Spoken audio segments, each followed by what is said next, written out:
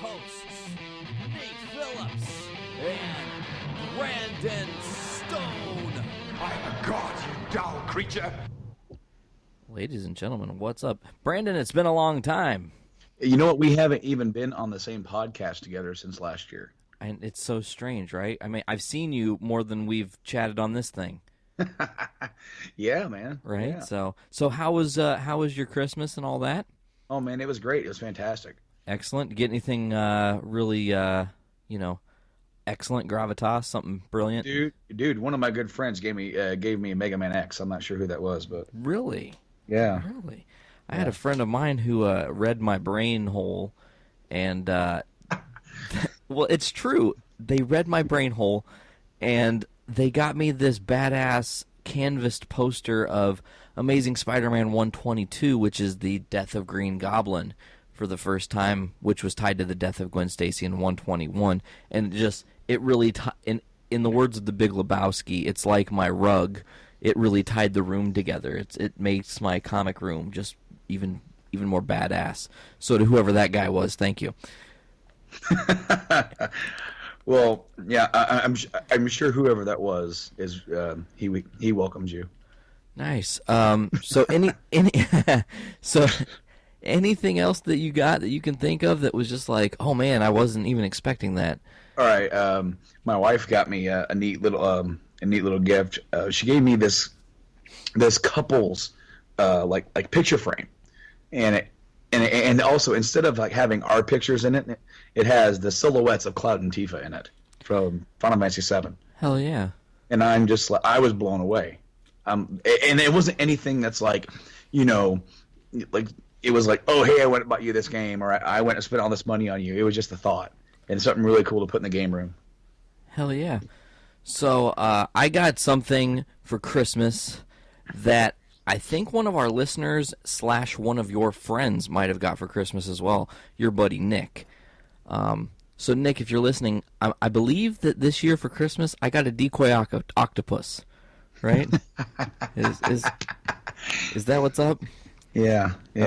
Okay. Yeah. See, yeah.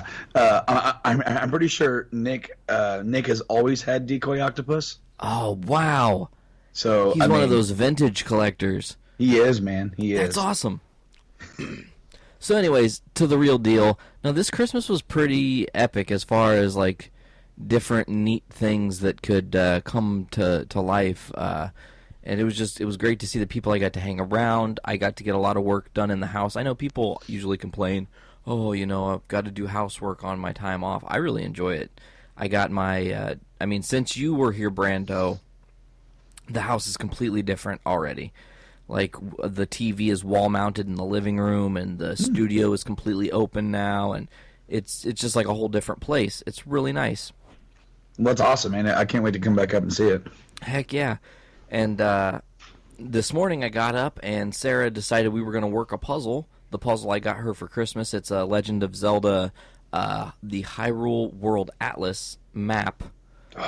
It's 550 pieces, and in about 5 hours we completed it. Jealous. Yeah, it's pretty awesome looking. You can see that on Instagram at The Woodswoman. If you want to take a check that, that's where she put it. So, back to what we're really talking about here. It is Journey into Comics. I am Nate Phillips. We're here with Brando. We've got a lot to talk about now. So, first of all, Brandon, what I'm going to ask you is, what did you do with video games and comics and things of that nature during your holiday break? Well, okay, so I purchased quite a bit. I had a really big gaming haul right before right before my holiday break, and then I went and did another little small gaming hunt before I made the trek up into your neck of the woods. So, I bought some new games, or some used games, some old games, and then pretty much, and I'll be honest with you, I played one game the entire shutdown, and that was Dragon Age, and I finally beat the son of a bitch. Oh, that's excellent. I've been playing Dragon Age as well. I'm like probably 6 hours in, something like that. Right now, the toughest thing I have fought was a bear that kicked my ass. Oh yeah, man! I tell you what, those hinterland bears, they'll tear your ass up in the beginning. Yeah, they are pretty tough. I do have some trouble with the game because in some things I feel like you have to have special abilities to go certain places. I'm trying to complete a lot of the side quests as I move through the game. Yeah. And I'm trying to do some of these, and it's like, well, I can't get up there yet. Like, I don't have any ability to do that. I don't have super jump or something. Well, no, there's no super jump. If there's any place where you cannot get to yet, it's either locked off or you have to go to the war table to unlock it. Like, there's an area in the Hinterlands where the dragon is. You have to clear out that area. You have to go back to Haven. Huh. And go back because you can go back anytime you want. Oh, excellent. And so, I mean, you can do the Hinterlands at your leisure, get all the important stuff done, and then come back and get all the small stuff done. It's just, you do want to make sure that you're leveling up as you go along, because you don't want to be under leveled. The cool thing though is that when you move on to like other story driven missions on the war table, they kind of tell you what level you should be at. Oh, like, hey, if you're not level 10, don't attempt this yet. Yeah, like it'll say 8 to 10 per preferred level for this part. So then, then you'd want to go back and just kind of walk around, try to get some stuff done, level up. So, but yeah, I absolutely love the game. I didn't even beat everything in the game. There's still like one area that I didn't beat, but it was getting to a point, and I beat it after the recording of my last solo cast, because I was so close to the end. And it just got to that point where I was ready to see the end. I was ready to complete it. And I think at the end of everything, it was 110 hours is how much I put into it. Wow. That is a ton of time. You mentioned really quickly here, not to really stray too far off on a tangent, you did, however, mention your last solo cast. And I wanted to say that I thoroughly enjoyed Nick and Mike, right? Nick and Mike. Them both being on the show. You guys had a lot of interesting conversation. It was great to listen to. A very entertaining podcast for sure. One thing I will say is, in future, just keep remembering to get people closer to that microphone. Hey, man. I need to get some more mics, need to get something figured out. And we did that just like we did the episode back in September. And Mike's a little bit softer spoken. Nick, you were able to hear a little bit better. So, yeah, the next time we do something like that, we will be I will be more prepared for that. But, that podcast was just what we do every day. It's just that some of those conversations we'd already kind of had, but we were just kind of retreading them for the podcast and bringing in newer topics and ideas along with that. Yeah, I really enjoyed it. I found it really crazy that someone who is not a Nintendo believer ended up with like the rare brick of the Wii U's. Oh, I could not believe that. He was messaging me on Christmas morning, and I hadn't even fallen asleep yet. It was 11 o'clock in the morning, and I had not yet gone to sleep. I was just barely hanging on, and then he messaged me, and I woke right up trying to help figure out what was going on. I'm glad that Nintendo sent him a new one, or sent his family, because he bought it for his kid, or for not his kids, but his kid brothers and sisters, whatever, his siblings. And he's never been a Nintendo guy. I want to say he was a Sega guy back then, and then a PlayStation guy. He's always been kind of like on that other spectrum. But that is so ironic. And just so telling is like, okay, maybe the one system that I keep hyping up. I keep hyping up the Wii U, saying it's a really good system, but unfortunately, it just doesn't have the third-party support. And but the first-party stuff is really good, and trying to get people to buy and support that system.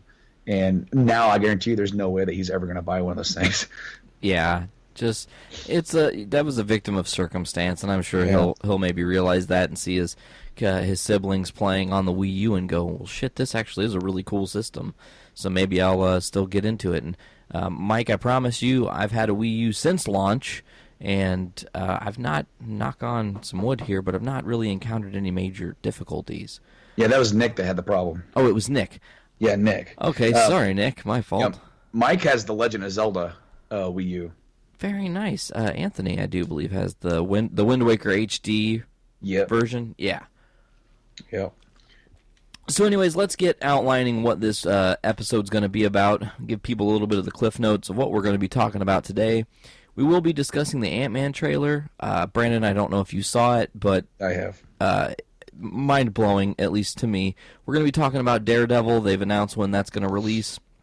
We're also going to be bringing up and doing something on the podcast that we I don't think we really have ever done. But we're just going to actually kind of troubleshoot through our year and set goals and tasks for ourselves, and hopefully get to make some really cool things happen and set some goals for ourselves that are going to be fun. And then we've got some other news that we're going to be getting to throughout the episode as we come to think of it. So let's get started. Brandon, instantaneously, what are your thoughts on that Ant-Man trailer, man? I'll tell you what.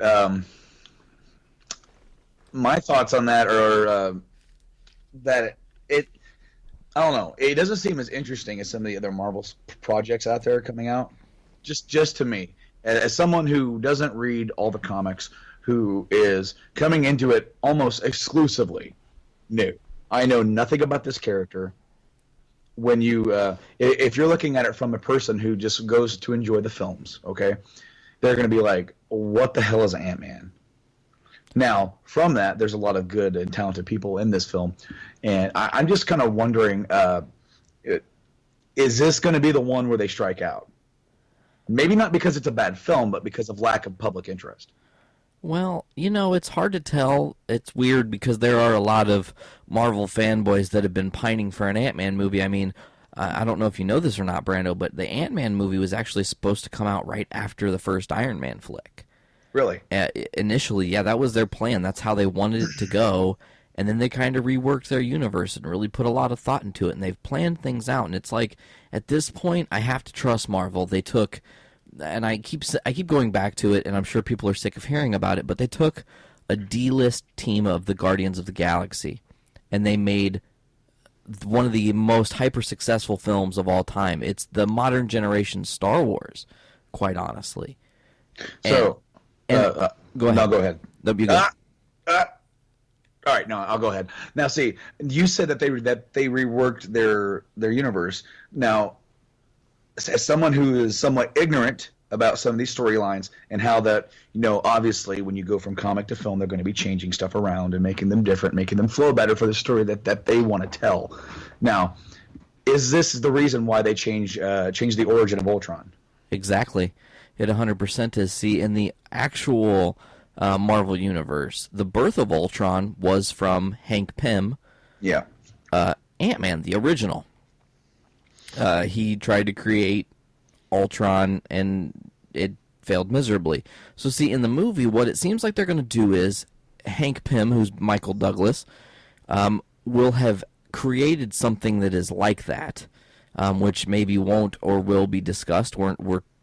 We still have to watch Age of Ultron to find that part out. Mm-hmm. But see, it is Tony Stark who takes the idea, what they call older technology, other designs or whatever, and he upgrades them into what eventually becomes Ultron.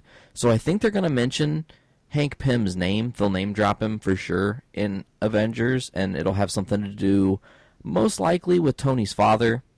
And then it'll kind of flash forward people to want. It's kind of the slingshot effect. You're gonna use a lot of little things to lead people along the candy trail of why Ant-Man's going to be a great flick in Avengers, which will probably be an amazing film, and push people to go, well, I have to see what happens. Right. Okay. Because the Ant-Man film is coming out after Age of Ultron. It's coming out July? Correct. So 2 months after. Okay. So, but does that film take place after or before the second Avengers film? Because now that is a great question, and the timeline stuff, it's interesting because the timeline stuff they aren't always clear on, but you would have to assume that for some reason this Ultron movie is an isolated incident, because from what I understand it doesn't affect Agents of S.H.I.E.L.D., so it didn't spread that far around the world. Really? It doesn't affect apparently the Ant-Man universe, because you would be led to assume that this does happen afterwards, just because that's where they put it in the cinematic universe, Right, yeah. You're telling a progressive story that builds to a bigger story. Well, hold on, however. Okay, so as this kind of conversation kind of goes on to a little bit of a tangent, the word is on the street is that they're bringing the Guardians into the Avengers later on.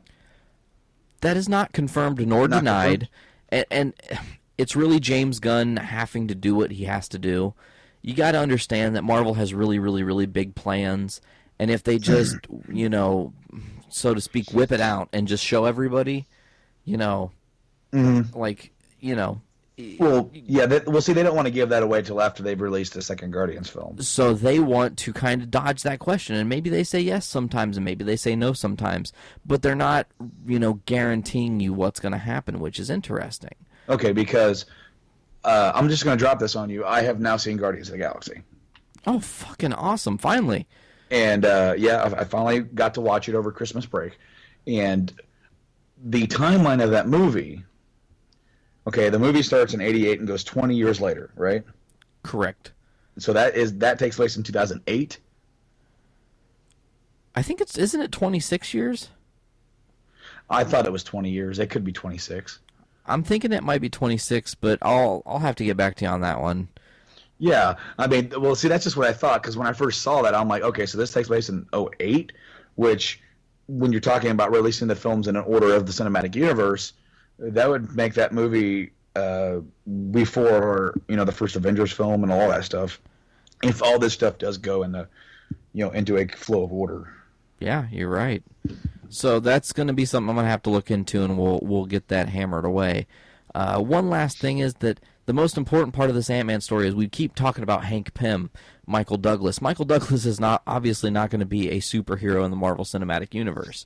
I mean, he's kind of old, no offense, and it doesn't work. So that's why Paul Rudd is in the movie as Scott Lang. Now, Scott Lang is going to be kind of almost anti-hero, I think, when this starts, because Scott Lang is going to be more of a criminal who kind of gets shown the light. It's not going to be he's a good guy too, and oh hey, I'll totally take over your mantle, guy. I'm just doing the right thing. There's going to be this whole like I'm a bad guy, let me be a bad guy. But then things are going to progress. I think Ant-Man has great potential.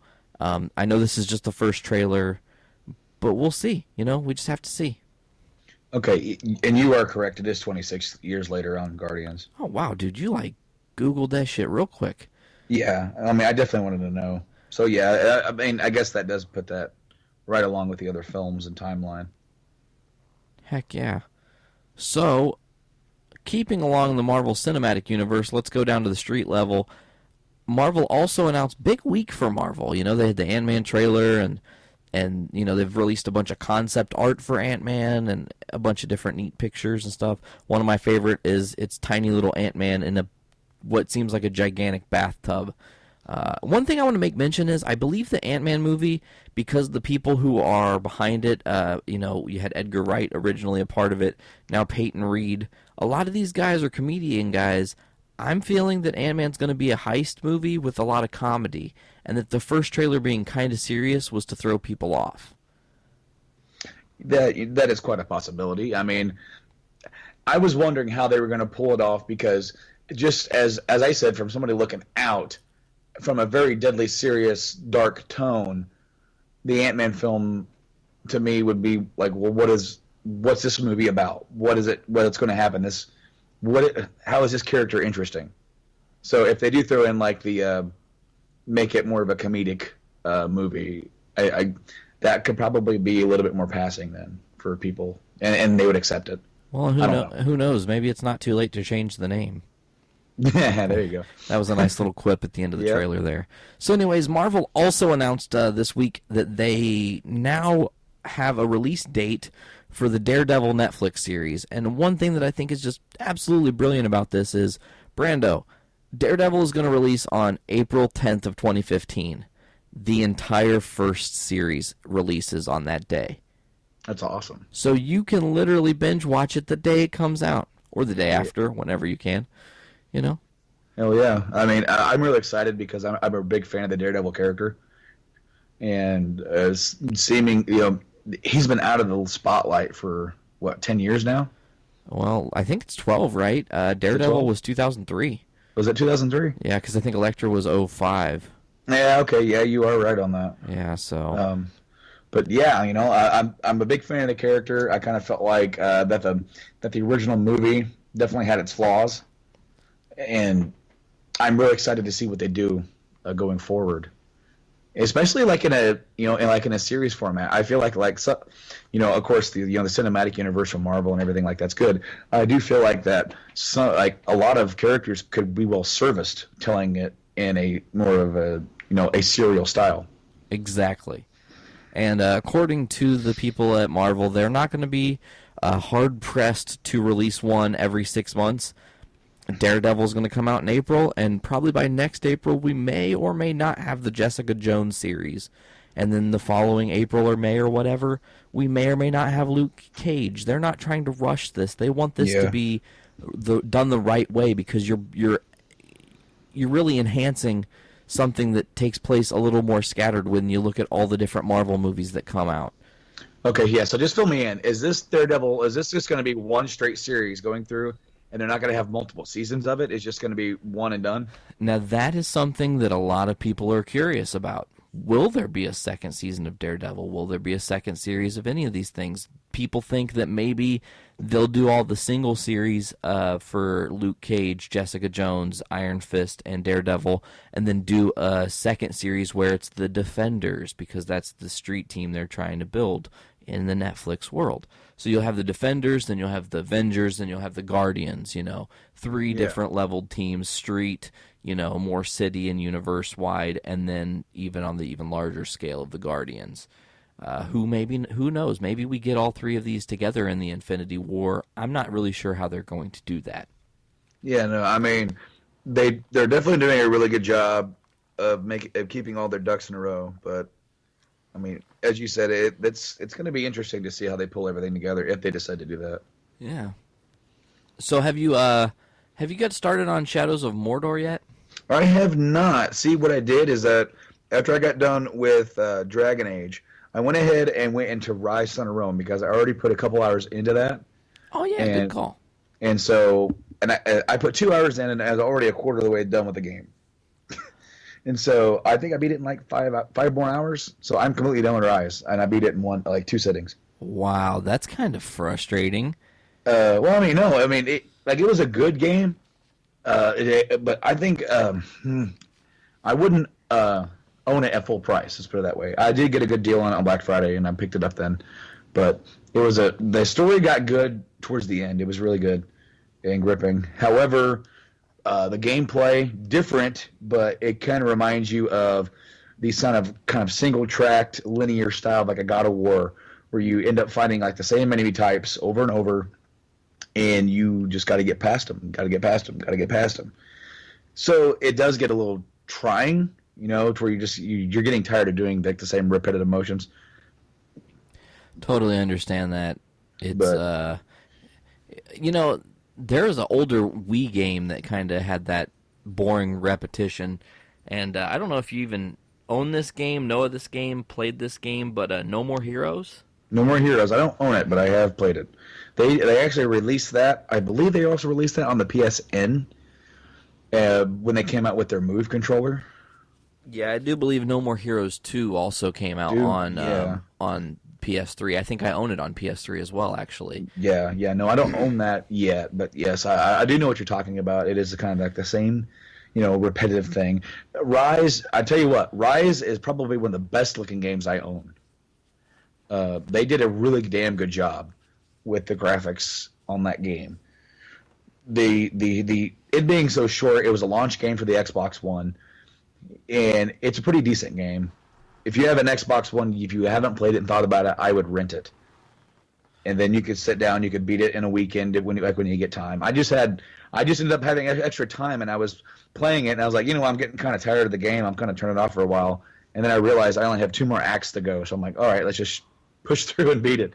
And so I did. Done. Yeah, Nice. man. So Shadow of Mordor is next on the list, definitely, and I'm hoping to be able to get that tonight. Cool. Very cool. I know we're just kind of jumping all over the place, switching gears and stuff, but I want to keep this episode kind of nice and loose. Loosey goosey, man. I'm all down with that. I have been doing something, Brandon, for the past week. I think we started last Saturday, so yeah, it's been a week and a day now. We are rewatching Breaking Bad, and we are already into season 5. Damn, Dude, it's like it's like cookies. You can't have one. And the nice thing is, the way our house is set up now, when we can watch TV in the living room, we can have it playing. When we go to make dinner, we can still be watching it while we're cooking dinner. So we're, optimizing our time. It's really nice. There you go. Yeah, I mean, and that's a show that is one of the premier shows that is just prime for binge watching. Very easy to do that with that show. Super easy. So good too. Just so dark. I mean, that show is absolutely tremendous. Anybody who has not watched that show is doing a disservice to themselves. Fact. We'll get back to Breaking Bad in a bit. So, real quick, last little bit of comic book news here, and then we're going to move on with our talking about the different plans we have for 2015 for the show, goals, things we're trying to accomplish. So before we do that, though, I do want to really quickly mention that a little bit of breaking news here. Arrow and Flash will now officially cross over annually. So once every fourth quarter, Arrow and Flash will have an annual crossover event like they did this year, which is a brilliant thing to think about. Arrow going to, the Flash's universe, Flash coming to Starling City. It's going to make for great television, and I can't wait to see what they do next. I still haven't watched those shows. Yeah, you better get on it, motherfucker. I need to, man. I really need to. I tell you what I need to do is I need to get those 5 episodes done of Gotham before that comes back on. It's already back. Wow. Never mind. I didn't put it on the board because I figured you weren't caught up. But yeah, tomorrow's the second episode back. Son of a gun. Yeah, so maybe you should think about doing that in the next couple days. Since when do they bring shows back at the beginning of January? Well, here's the thing. Gotham started earlier. Their season was before. I mean, you think Arrow and Flash started late October. You had Gotham that started back in September. Oh, okay. Gotham took its mid-season early November. Everybody else was like mid-December, right? So they are literally just ahead of schedule than everybody else. And they're going to be kind of the people making the waves and affecting the ratings. Now, see, I literally thought, because I've been seeing more stuff on Gotham, I just literally thought they were hyping up for the return in like a week or two. Nope, it's back. Last week's episode was called Rogue Gallery, and it was pretty interesting. It had to do with Jim Gordon at Arkham for some reason. Well, I would hope the whole series has something to do with Jim Gordon. Maybe just a little bit. Yeah. Ugh.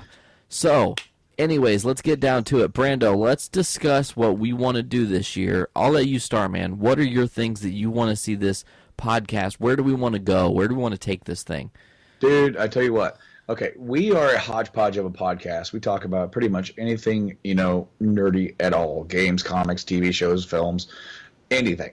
I mean, I'm sure we could do a whole show about collecting Hot Wheels if we found somebody who actually collects Hot Wheels. I have some Hot Wheels. I definitely have a few Hot Wheels, but you know what? I was a complete bastard, and I opened them because man, YOLO. You only play with your cars once. Yeah, exactly, man. And I only have a few. I have I got the Batmobile from Arkham Asylum. I got the Time Machine from Back to the Future. Oh, cool. And I got the Camo Tumbler. Oh, neat. Which I actually kept that in the little cardboard box. But you know what? I definitely I want to keep on keeping on. I want to keep rolling. We have a damn good thing going. We have a good roll. I do want to see the YouTube channel grow. I want to get some more content on there, both on my front, and I want to get some comic stuff rolling on there as well. I do want to bring some, on the last podcast, we just did like a sound test, and it was a random conversation that we were just having. And I put it up, and I was rolling laughing listening to that thing. Yeah, it's great. I listened to it as well. Your Surgeon Crispy M&M's extra footage was just funny, very funny. Well, I mean, it was just relaxing, and it doesn't talk about anything as far as comics nerdy or anything like that. We're just talking about stuff we missed, and then a lot of inside jokes with Nick going on there, but. Yeah, I definitely want to see us. We've got a lot of plans coming up. We have we have a special episode coming up in sometime in the future. We've talked about doing, some Comic-Cons. I want to try and at least hit one or something, just to go and have a good time, come back and talk about it, what was going on, some of the boosts, whatever. I definitely, I'm really anxious for you to watch through Game of Thrones, because I definitely want to do something for that when that show comes on. Oh, a Game of Thrones cast. That would be awesome. And I would love to get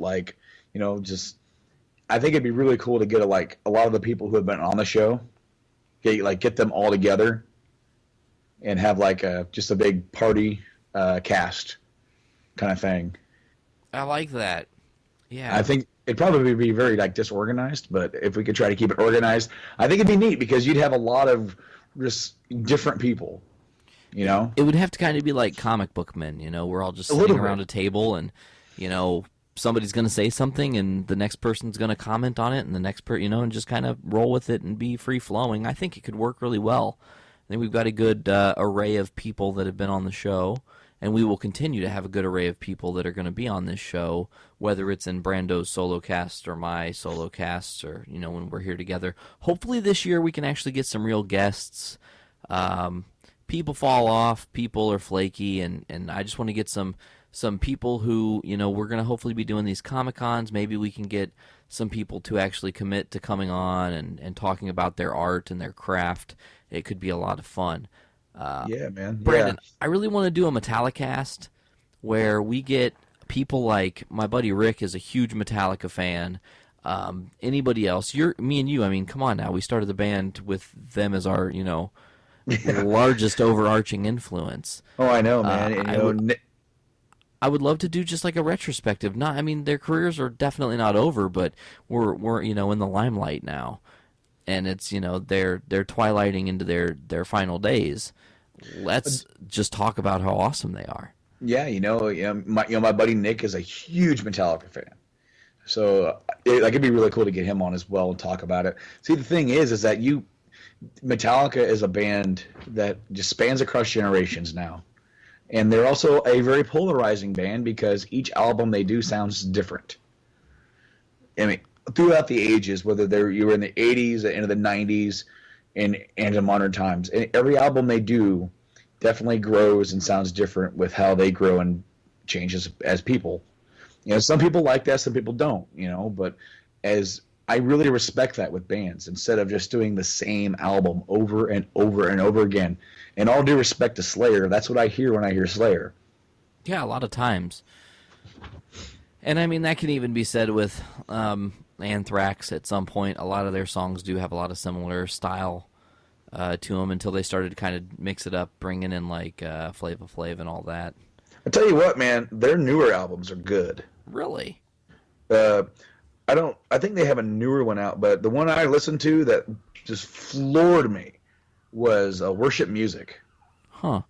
That album was the bomb, and I don't think anyone has ever used the bomb reference in 15 years. Fair enough. That's but fuck it. Just and I've been listening to a new album. It came out last year, and I am just in love with this record, and it's the Judas Priest Redeemer of Souls record. Oh, very nice. And it's the first record without KK Downing, which at first it kind of put me off, because KK, man, he is the sound, He is the sound, really. But this album reminds me a lot of when I first heard the Black Sabbath record. It sounds like Priest. Huh. It sounds like classic Priest. It's got hints of their styles, because Priest is a band that's gone through different styles. You have your British Steel, you have your Painkiller, you have your Turbo Lever. They've done a lot of different sounds. And this has every single song just has a hook. It has a good riff. It has a good solo. Are all these songs going to be top hits on your radio? No, but the whole album, and just sitting there listening to the record, it's a good record, man. Awesome. I'll have to check that out for sure. Now, continuing with our plans for this next year, another kind of retrospective podcast. I think you and I have really amped up and wanting to do this. I would love to do a Breaking Bad podcast where we just talk about how brilliant that show was. Yeah, that show, and I would like to do maybe even a couple other shows. You know. Oh no, there are tons to do. I mean, me and you both fell in love with the show Dexter, and even though we have issues with how it kind of ended, or it kind of, I feel it kind of tapered off. Hey, we can talk seasons 1 through 7. That's okay. We don't have to talk about season 8. No, if we're going to talk about Dexter, we got to talk about it all. We got to yeah, talk about it's true, and that's how appropriate that we would talk about that. That was one of like the earliest tangents we had on this show together when you were just a guest. It's like, oh, did you see Dexter? Oh yeah, it was blah blah, whatever. So, but yeah, I mean, just to go deeper into that topic, talk about Dexter. It was a good show. It's a great show, and I can't say that it had the longevity or had the maybe the social impact that Breaking Bad ended up having, but still, you can have topics and conversations. Maybe we can even do a topic one day about some of our favorite shows that didn't last long enough. I know. There's a couple for sure. Oh yeah, man. And just it'd be really neat to just kind of sit back and just have a chat about some of this stuff. And there's something that you kind of brought up that I would just love to do if we can ever find the way and the means to do it, and it would be to do like sort of a live show for our audience. That would be totally phenomenal. I would say we'd pick just to kind of riff here, I'd say we'd just pick a random weekend. Not saying that we'd do this right now, obviously, but we'd pick a random weekend, a location that's kind of central to everybody, because we know it's podcasts, man. People could be all over the world listening, and actually we've had people all over the world listening. We've had people in France and Denmark and Germany and all these other places listening. I check and I'm just like, wow, we're reaching across the globe slowly but surely. But I would just love to get a cool live show going, have just a conversation amongst friends. People want to ask us questions in real time, fuck it, we'll answer them, like whatever. Oh yeah, man. Oh yeah. And to speak on like some other sort of things, I would like to do more. We do this podcast over Skype. We call each other. You line me in. I would definitely this year. And we only did a couple, but I would like to do more in-person podcasts. Oh hell yeah, and that's something that can be planned. I think we can make something happen. It's possible. Oh yeah, man! I'd love to have you come back down. Yeah, we got to plan that as soon as this shitty winter gets over. Yeah, we'll be planning it for sure. Other things I'd like to do, I would like to do, I would love to just get people together and do like a movie outing. And I think we've talked about this a little bit, but let's say it's Age of Ultron opening weekend. It's the Sunday after the movie airs. All the people who are kind of central to where we record, which is in the Illinois-Indiana confines in the central part, get everybody maybe like to Lafayette. That's a good central location. People from north, south, east, west can all kind of meet there. And then we just fucking go and watch Age of Ultron, and we sit in silence and watch it, and we all kind of take mental notes, and then we get to just go. We maybe drive back to your house or something and literally just do a on-the-spot podcast right after our rapid reaction of the movie. That'd be awesome. You know what I'm saying? That would be great. That would be really cool to be able to pull that off. I mean, it would take a lot of planning, and maybe it just ends up being, us and a couple close friends, which is okay. But you get the idea. People that we like having around go to see this movie and then fucking talk about it and say, oh my gosh, this is what I thought. Hey, who's this character? Can you explain to me why this happened? Because there are going to be questions, probably more questions than answers when Age of Ultron is over. Oh yeah, and we could definitely do that towards the end of the year with Star Wars as well. Oh, that will be so awesome, and that will, of course, obviously have way more questions than answers. Oh, I mean, come on, it's the first in a new trilogy. And the fact that I mentioned this to you just a little while ago, but the fact that this is the first brand new Star Wars. Now, don't get me wrong, the prequels were new movies, but we knew how that was going to end. We don't know where this is going. This is a new story.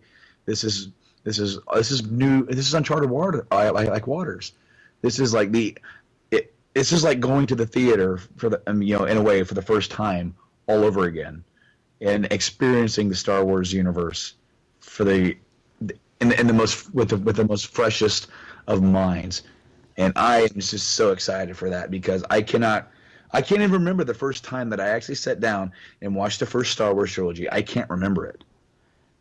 I mean, I just remember liking it. I just remember, I remember seeing them maybe on TV or something, and then the getting rehyped again when when the special editions went to theaters, which I did not get to go see them in theaters. I wish I could have. I didn't either, and I wish I could have. But I definitely, my love of Star Wars is probably as, I mean, Batman and Ninja Turtles always came first. I mean, they were my first two loves. The 1989 Batman flick and Teenage Mutant Ninja Turtles. Those two movies I had on VHS. I probably still have them somewhere on VHS. They are surprisingly not worn out, even though I played them every other day. But then right there along with them, man, was always Star Wars, and I don't even remember the first time I saw Star Wars, like you said. But I felt such a special connection to that series that was just different. I mean, there was no other experience like that, at that time. It was something that really bonded a lot of my friends at the time. Sitting around and watching, like when they finally released, the special editions on VHS, because that's what we had. Sitting around and watching those films over and over again. And again, that's not even the original prints. That was just a special edition, and they were awesome. And then, in their own way, the prequels are really good. They're bad too, but they do tell a good story. Yeah, I mean, the prequels have their ups and their downs. It's so crazy. I mean, this is something that I don't know that you've even been thinking about, but Brandon, this year it's 10 years since the last Star Wars movie came out, and it's 10 years since we graduated high school. Oh, God. I know, right? Like, I was like, holy fuck, where did time go? It's 2015 already. Yeah. Like, do you remember? I don't know. I'm pretty sure you did this along with me, but brain meats don't work so well, so you'll have to enlighten me. But do you remember the night leading up to going and seeing Star Wars, like what we did the day of? Okay, because I actually didn't go with you and Tony to the midnight showing. Because we had to go... Okay, so as with most midnight releases, it came out on Thursday night at midnight, right? So it's technically Friday. And we were graduating the next day. Like that on Friday. We were graduating on Friday. It came out on exactly the same day. So when I mean next day, I kind of mean it as like, you're going to go on Thursday night to go see it. But we had to be at our school like 9 o'clock in the morning. Yeah. And the day before was our senior trip. We went to like Six Flags or something. And we played Star Wars. Was it episode 2? I think. Probably. On the way back? Yeah. I know we watched Bruce Almighty on the way up. Yeah. I have this crazy memory, folks, and it's nothing, and it's so stupid. No, it's not stupid.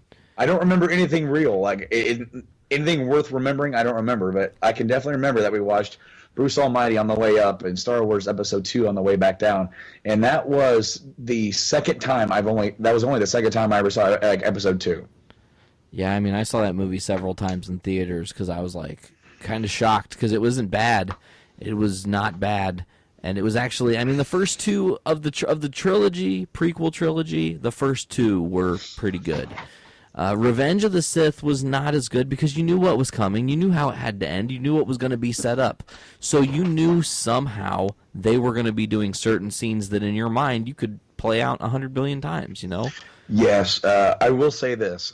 I'm on the other fence of that. I think that Episode 3 is probably the best of the bunch because you finally have the storyline that matters for the prequel trilogy of Palpatine coming to light and him seizing his power. I mean, he's already got it, but he won't give it up.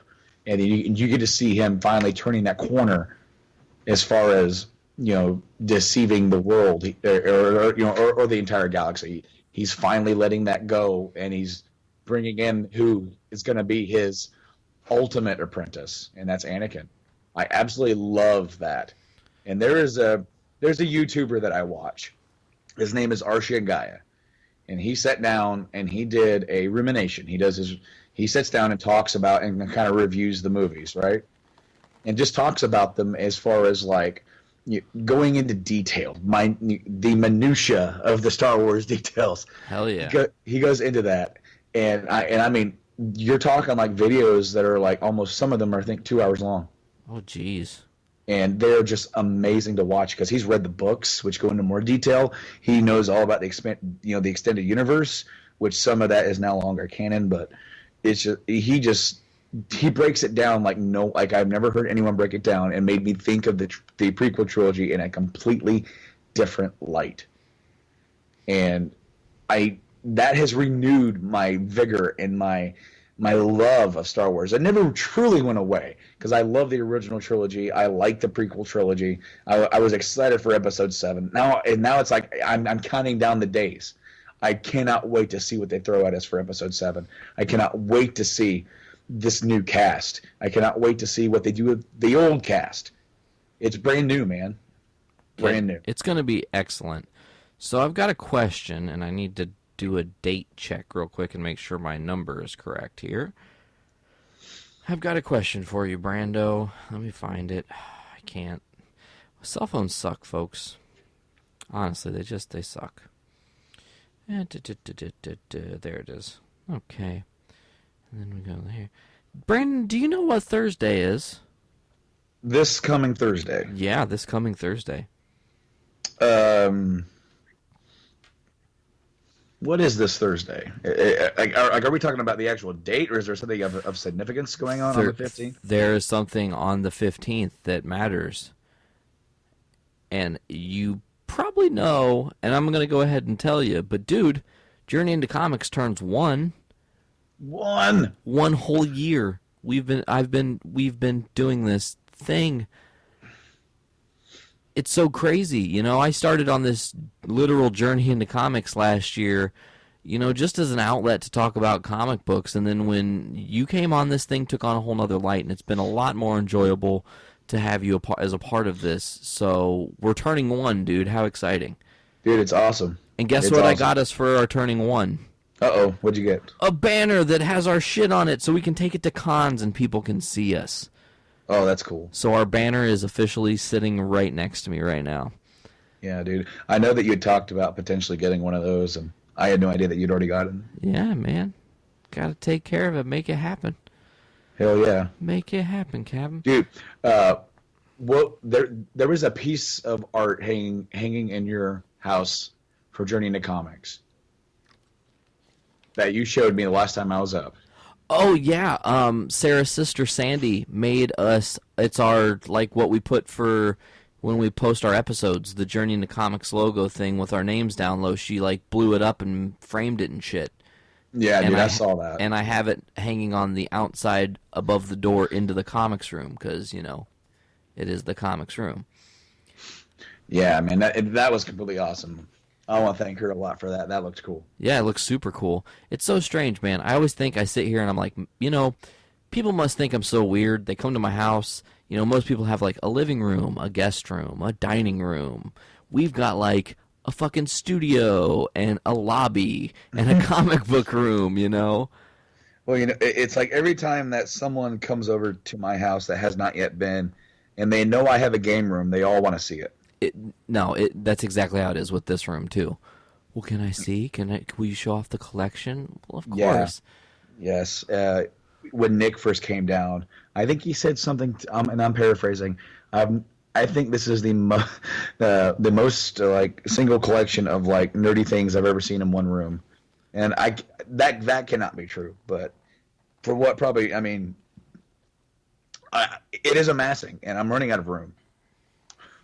You got to start building shelves. We'll see. Our house is a bit older, and I know it's possible and we can do it, but we have plaster walls, so it's going to be a little bit more tedious. You know to put what? Shelves up. Next time you come up, or next time I go down, I'll show you how to do what you're trying to do and make it happen, because we have the same problem. But I use these plastic anchors that almost kind of bullet spread when you put a screw through them, so they lock into your plaster and they won't pull out of the wall. Okay, I think I know what you're talking about. So they're really nice. They work really good. So we'll deal with that. Now, I also want to say that we're kind of tangenting all around, but things we're going to do with this 2015 and try to take this year by the balls, so to speak. I would really like to get a number for the show so people who listen to the show, because we don't know who listens to this show, and maybe they've got questions. Maybe we give them a phone number, and they can anonymously call in and leave us little voicemails. I know that the guys at Mad Scientist Party Hour do something similar to this. You leave a voicemail to us, and then we play it live on the show and respond to you in kind of real time.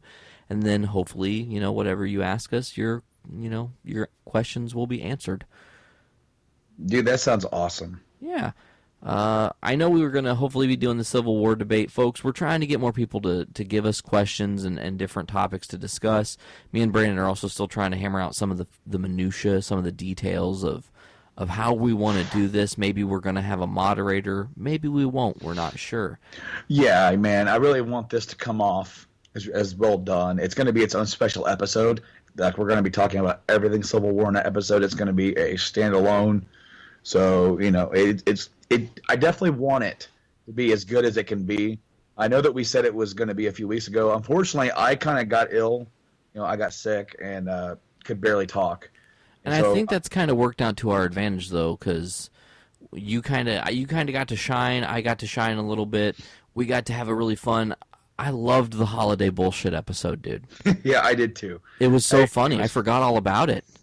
Well, see, we were so tired from that day because we all had a long day on that day, and I forgot a lot about the little things we talked about. I remembered we told some stories. I remember, like some of those just categories and stuff that we played was just absolutely hilarious and offensive and everything under the sun.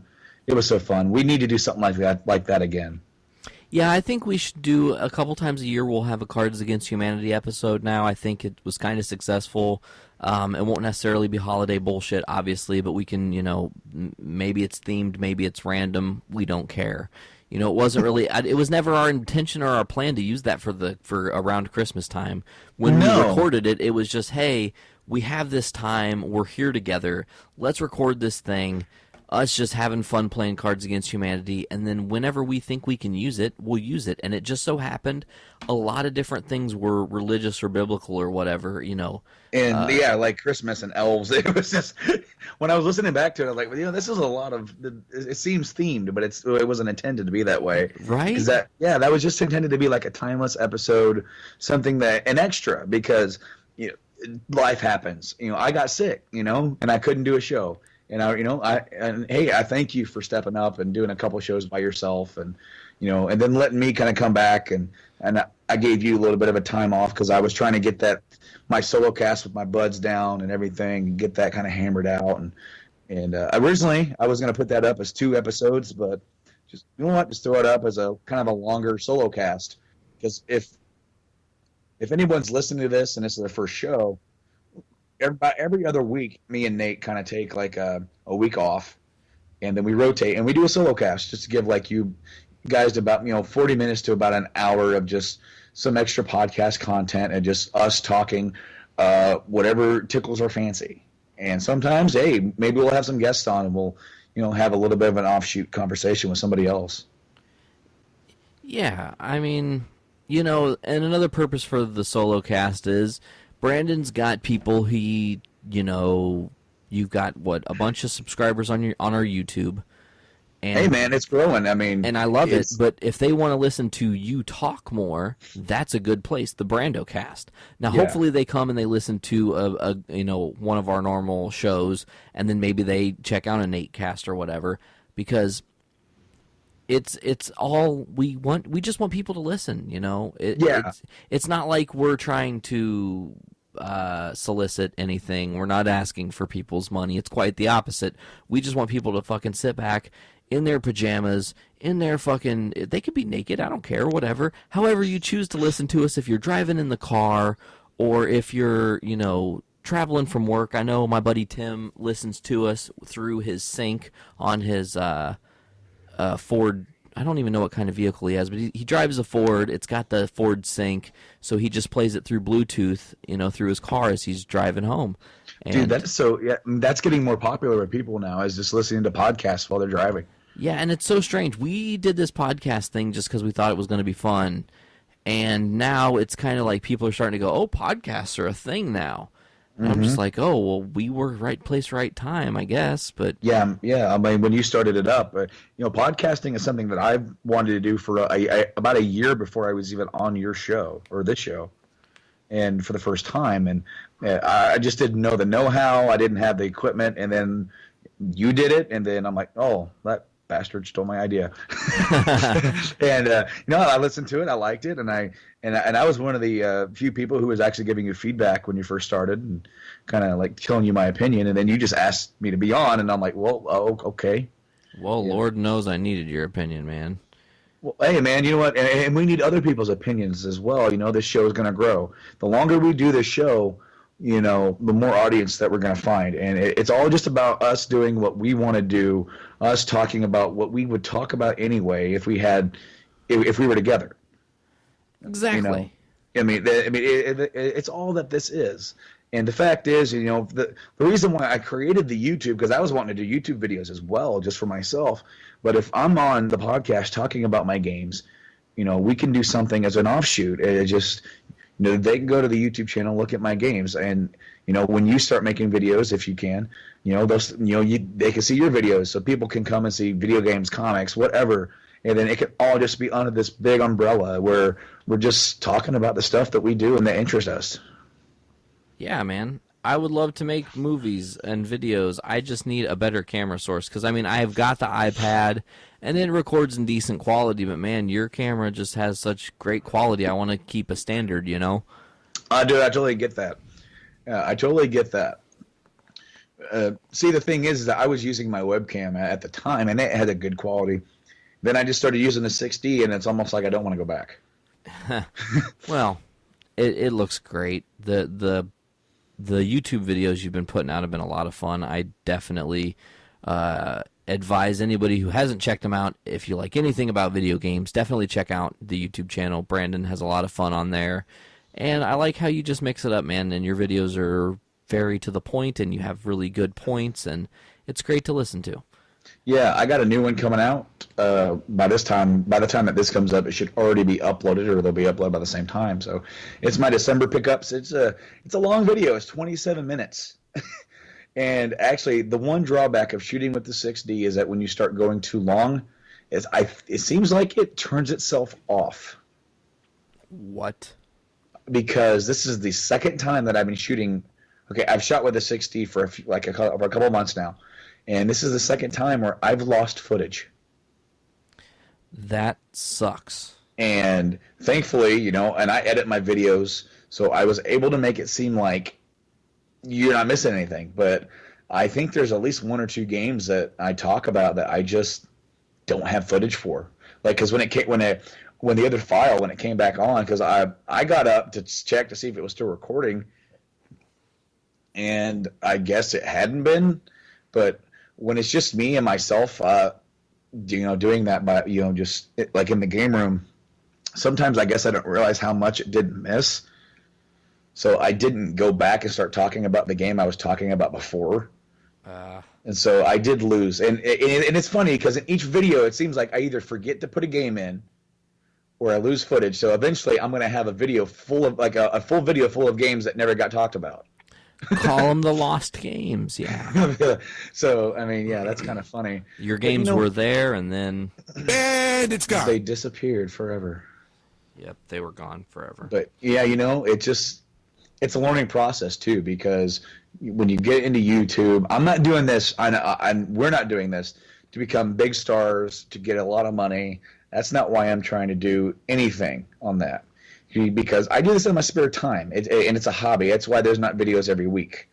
Yeah, this is not a job. We're not working ourselves to death. I'm just palling around with my friend over the interwebs. There are people who do this for a living. Like, Nate, have you ever watched IGN or done anything on IGN? Yeah. Okay, there are a few guys from IGN that just quit IGN this past week. Really? Yeah, Greg Miller from Up at Noon. Oh. He's been like the face of IGN for quite a while. Him and his friend Colin Moriarty, who is an editor on there, they both been there for at least 8 years. I think Greg Miller's been there a little bit longer, but or whatever. But so they quit. They up and quit, and they've been focusing entirely on their own podcast and YouTube channels, Kind of Funny and Kind of Funny Games, because they couldn't talk about video games on Kind of Funny when they were working for IGN. And they couldn't talk about comics or movies. It's like, well, you have an outlet on IGN to talk about that stuff. You should talk about that stuff here. And they had stable jobs, and they quit to go and do the other thing for a living. And I applaud them for that. That takes guts. Absolutely. Look, if this thing ever starts making us money, that's great and all. But, you know, I got a better chance of catching a unicorn. Just saying. Do you know what? Yeah. The thing is, and this is my goal for 2015 and going into the future, is to keep this podcast grounded. Keep it grounded, keep it the way it is, and always have it be the way that it should be. And that's a couple guys sitting around shooting the shit about whatever the hell they want to talk about, video games, comics, movies, popcorn, whatever. Man, you said popcorn. That sounds amazing. Dude, I've got homemade caramel corn that my mom makes, and that shit is like, it's like crack. It's like crack. That's pretty awesome. Now, Brandon, real quick, do we have any game news? Is there anything gaming that's really big, like pressing?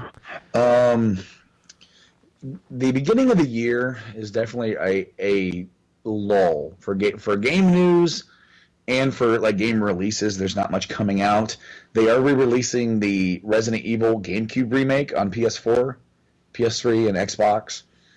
They're resing it up. They're up-resing it to like, you know, full HD. And it's the same game as before, but, you know, here's my stance on that. If you guys at any point in time enjoyed that game or Resident Evil, and you want Capcom to make more Resident Evil-ish Resident Evils, buy this damn game and let them know you want more Resident Evils. Because I will say that Resident Evil 5 felt like the least Resident Evil-ish game I could ever have played. And 6, I played the demo and said, nope.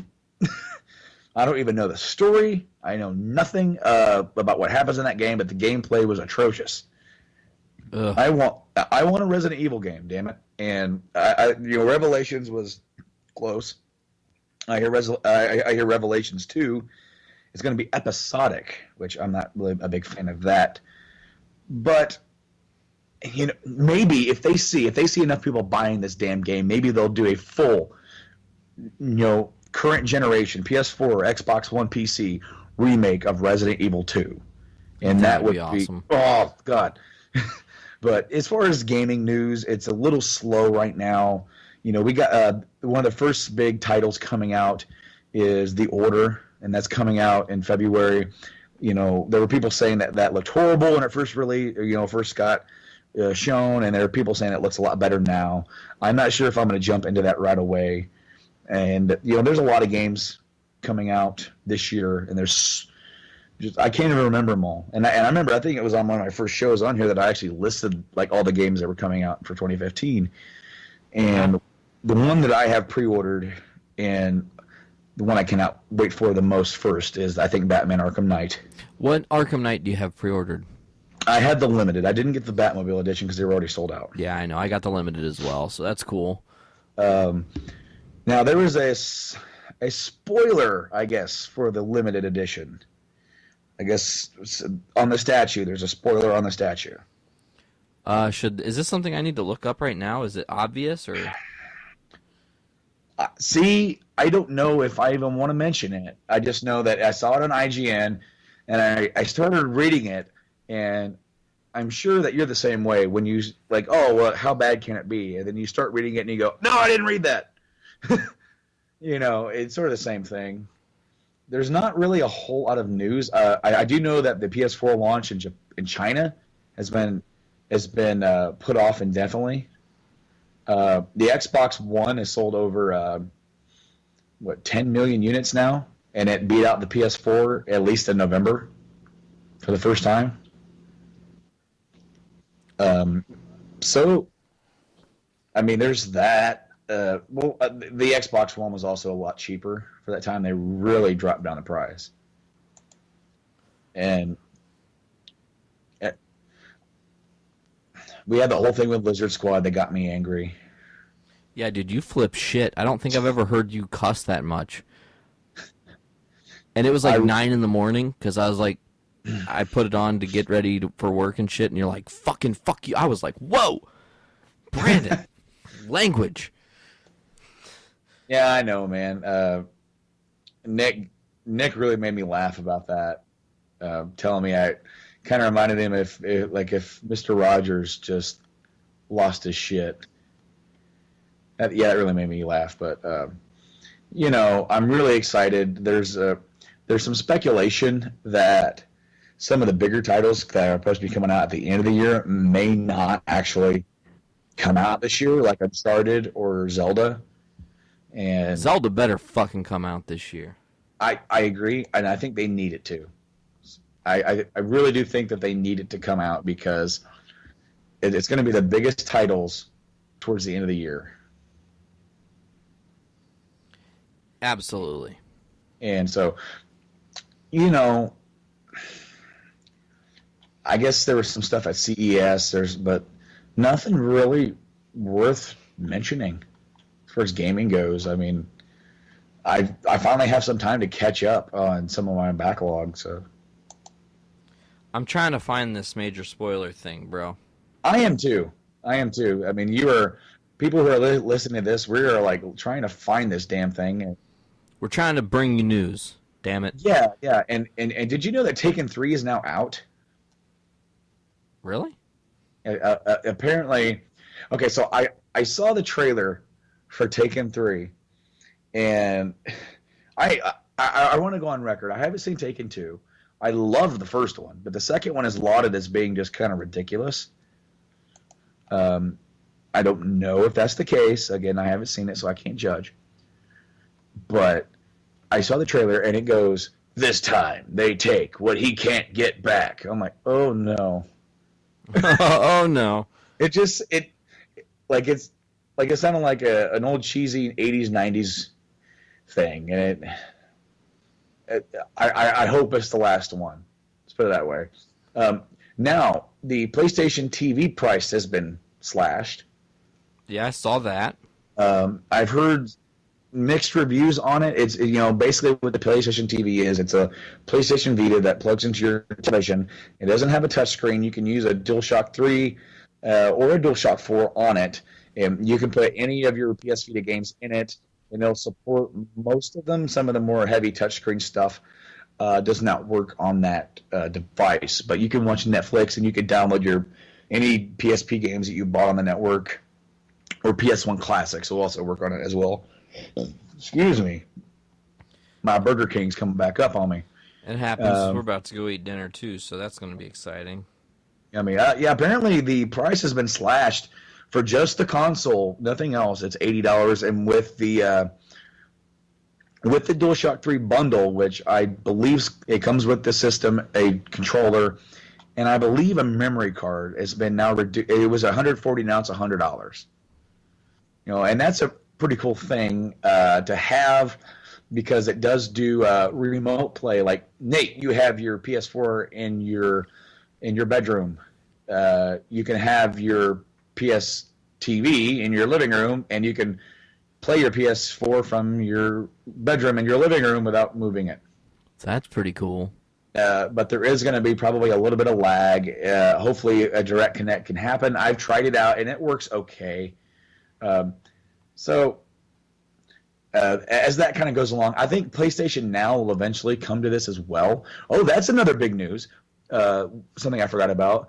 Starting here in a week or so, I think I think on the 19th, PlayStation has announced that PlayStation Now will be going to a subscription-based service. Now, I don't know if that's going to end up, if they're going to stop doing individual rentals altogether, because what this is a PlayStation Now. It is a gaming service that you stream. It's like Netflix, but with the subscription service, I believe it's going to be $20 a month or $45 for 3 months, and you're going to get access on the day one of 100 PS3 games to stream on your PS4 and other devices.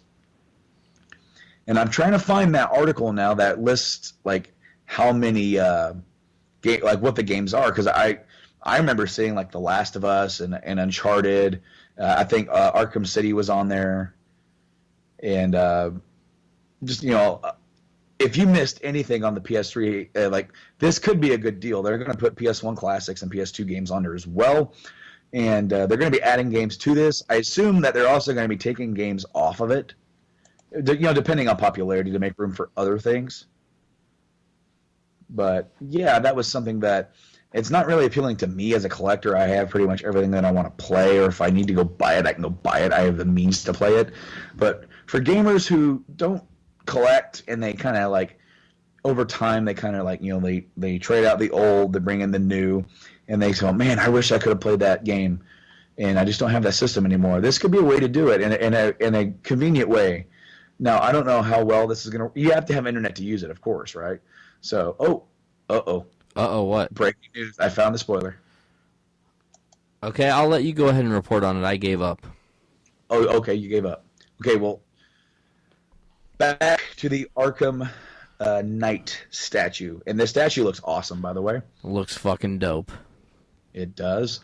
Okay, warning, possible Batman Arkham Knight spoilers follow below. This is on IGN.com if you guys want to go check them out. We are not sponsored by them by any shape or manner, but they're a decent site to go look at. The base of the statue, which depicts the Dark Knight standing over Gotham, reads, "From a grateful city in memory of the Gotham Knight." The image has since been replaced with a spoiler-free version on below. I mean, basically, there was a picture of this that went up on Amazon UK that had that written on the statue, and they've since replaced it with one without the lettering on there, so that way it doesn't spoil it. But that could mean a multitude of different things. It could mean that this could be the end of the Arkham series altogether. I hope not. I think what if it's kind of a, I don't know, that maybe that's something in the game that people think that Batman's dead, but he's not really dead. One of those kind of things. I'm kind of hoping that they don't kind of pull that. I could definitely see that the Batman from the Arkham series sacrificing himself to save the city. Yeah, I could see it. For sure. I could definitely see that character doing that. Granted, Batman's Batman, but there's just different variations of Batmans throughout the years. And I could definitely see this one doing that. However, I don't want the Arkham series to end. This is the last one made by Rocksteady, who made Arkham Asylum and City. And Arkham Origins was done by Warner Brothers Montreal studio, I think. Yeah. And so that was a different group of guys that made that. This is the original one. Now, the rumor is that there's going to be possibly a Justice League game made with the same engine. Meh. Depending on whether or not that's Rocksteady, I'm just gonna put a wager here and say that that's what WB is working on. Look, if they can pull off a Justice League game where I can run around a city like the Flash, and it make me feel like I'm running faster than everything else is moving, I could be into that. But then you'd also have to have, the engine would be so massive. You'd have to have so many characters. If you're going to do a Justice League game, it would almost have to be every member of the Justice League you can choose to play their story, and their story is separate from everyone else's, but they all tie in together. You know what I'm saying? Yeah, you could do that. You could possibly even find a way to do like co-op. Co-op could be interesting. Online co-op could be cool. Somebody playing as Batman, another person playing as Superman. You have two completely different play styles. But I'm not sure how they're going to do that. I'm really excited for Arkham Knight. This is one of the first games that is coming out this year that I am just unbelievably excited for. I love the series. I pre-ordered the limited edition. I'm paying $100 for this thing, so it better be a damn good game. It looks like it's coming with the statue, like a tin case, like a little special tin. It looks like it's coming with a comic. Yeah, I saw that. They're doing like an Arkham Knight comic issue number 1 special edition. And which might in its own right be rare, but usually when it's a game that has something like a comic packaged with it, the comic is usually not a valuable thing to have. No. No, but it looks like they're giving you quite a bit of things in here for your $100. They're giving you like a book, whether or not that's an art book or a behind the scenes book. I don't know. Again, I'm not actually seeing like a list of things. I'm just looking at the picture. Gotcha. But Uncharted, Zelda. I'm looking for a game that I completely forgot about for the Wii U that's coming out this year. Xenoblade Chronicles X. Oh yeah. A mech RPG in the Xeno series, and I'm really excited for that. And I forgot all about it. I forgot all about that game. I was just looking through. And I saw, hey, it's going to be released in spring in Japan, and I'm like, oh, another one. Okay, I'm going to be broke this year. What's the game, Brando, that is a mock-up by the creator of the Mega Man series? Mighty Number 9. Mighty Number 9. When's that coming out? I need to look that up. I honestly, I'm not sure if there's a tentative release date, because that game was actually it was funded through Kickstarter, I believe. Mighty Number 9. Yeah, I forgot all about it. I didn't forget about it. Initial release date. Okay, so it's projected as April 2015. Wow, that's coming soon. It is coming soon, and it looks like it is coming to a multitude of different platforms if the internet will work. Don't you love it when internet doesn't work like you want it to? Oh, wow. Oh, yeah. It's coming to Windows, 3DS. It's going to PS3, PS4, PS Vita, Wii U, 360, and Xbox One. Wow. And this is a pretty much an offshoot. It's not Mega Man, but it's going to be a spiritual successor to Mega Man. It's made by the original creator of Mega Man, and it was completely funded by Mega Man fans. And then, okay, here you go. This is straight from Wikipedia, so it's got to be true. The minimum Kickstarter goal for Mighty Number 9 was initially funded or successfully funded on September 2nd, 2013, after only 2 days of being up. Oh, damn. There were several other features, including additional stages, special modes, and ports to other platforms that were confirmed as additional stretch goals, so they were going to put that up after. And then they put those up, and they were able to obtain over 400% of the original goal. Jesus. And this is coming after Capcom had canceled Mega Man Legends 3 for the 3DS, and a couple other Mega Man projects, saying that there was not enough fan interest for Mega Man. Well, if you make a shitty, not really Mega Man game, of course there's not interest, and that's what's been happening for a long time now. And the series has strayed so far from what Mega Man originally was that, of course, people aren't as interested. People want the actual gameplay that they used to play when they were a kid.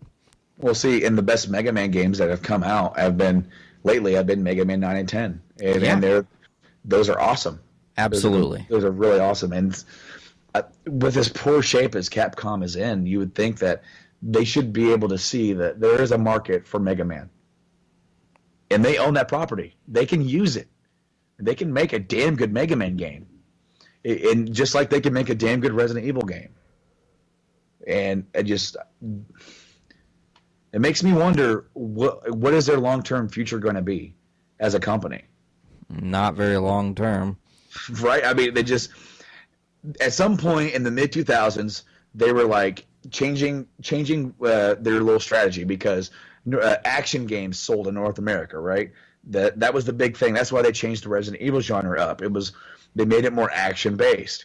But then now you've got fans of the series going, we want a more Resident Evil. We want a true Mega Man. People want a scary Silent Hill game for once, which I think Del Toro and Kojima are going to give us. Yeah, well, I mean, Silent Hill from Konami, they've kind of been all over the place over the years with that franchise, not really knowing where it's going. But as far as Capcom goes, where the hell is Beautiful Joe? Oh, yeah, for real. Whatever happened to that franchise? They have so many things they can do. Onimusha, where's that at? You can't tell me there shouldn't be a Marvel vs. Capcom 4 for PS4 and Xbox One. Well, apparently they didn't have enough money to fund Street Fighter V. Oh, that's true. And that's why Sony threw them some money, and that's why it's exclusive to the PS4. I don't know how much I believe that. Because they certainly had enough. They've had to have made enough money off of all their various releases of Street Fighter 4 to be able to make another Street Fighter. Right? Where's all their money going? They're probably funding really shitty games or something, you know? Like they're not using their minds intelligently. They're throwing money away because it's like, oh, we can try these new things and all these new things, and people just want Capcom to be classic Capcom. Dude, I remember when I was a kid, when you saw the Capcom logo on a box, you knew you were getting a quality game. True. It was the same with Square. It was the same with Capcom. It was the same with Konami, to an extent. It was the same with Nintendo. You knew if you're getting a first-party Nintendo game, it was going to be great. And now it just seems like the only company that's capable of doing that is Nintendo. Any Nintendo game that comes out, it works. It doesn't have any issues. They just... Square... I don't even know where they are anymore. Square, at least, they pulled themselves out of the hole with some of their other titles that they own. They're not bringing Final Fantasy the way it used to. I mean, again, it's changed. I know that. I understand that. But they're not making them as good as they used to. Now, I am excited for 15, but I'm not holding my breath. You know, because I got excited for 13 as well. Yeah, and 13 was, you know, it was okay, I guess. I had a hard time getting into it. I liked the battle system. I thought it was neat, but I have a hard time getting into this into these stories when it just seems like they're not very well written. But you know, I guess I'm just complaining anymore, and I don't want to end the podcast on complaining. No, you're not complaining. You're just voicing your displeasure, and that's what we're here for, is to tell the truth and let people know what we're feeling. So I think we've had a successful podcast, Brando. Do you have anything else you can think about before we do close this one up? I hope they release a physical copy of Mighty Number 9. Oh, right now it's all digital? I think it's going to be all digital. Well, hopefully it sells well, and maybe we'll get a physical copy released. With all these systems that's available for, I know you don't have all of them anymore, but what are you going to buy it for? PS4. PS4? Easy. Yeah, see? And I'm thinking about buying it for the Wii U, so I have another reason to turn on my Wii U, because I haven't played it in quite a while. Yeah, I guess that's true. I mean, I don't know. It'll be a game time decision. We'll see what the price is. Yeah. You know, if I've also, and not to interrupt you, but I've also thought about picking up a copy for the 3DS as well. Oh, that'd be cool. For sure. Absolutely. Man, this was such a good episode. We talked about a lot of our wants for 2015. It's, you know, we're only a couple weeks here into 2015. I already completed a 550-piece puzzle, so that's pretty awesome. Brandon, you've successfully not caught up on any of the TV shows you need to catch up on. I'm kidding. I beat Dragon Age, though. You did beat Dragon Age. That's badass. Have you started GTA 5? I played it when I first got it, and then I hung out with our buddy Preston a few days ago, or like a week ago. Oh, nice. And he wanted to see what it was like on the PS4, and so I didn't play it then, but I did watch him play it. But I tried out the new first-person feature. The game looks fantastic. Cool. It looks awesome, and there's over a year later, they're almost ready to start putting in the heist mode for online. Nice. So, yeah, Shadow of Mordor. Gonna be playing that tonight.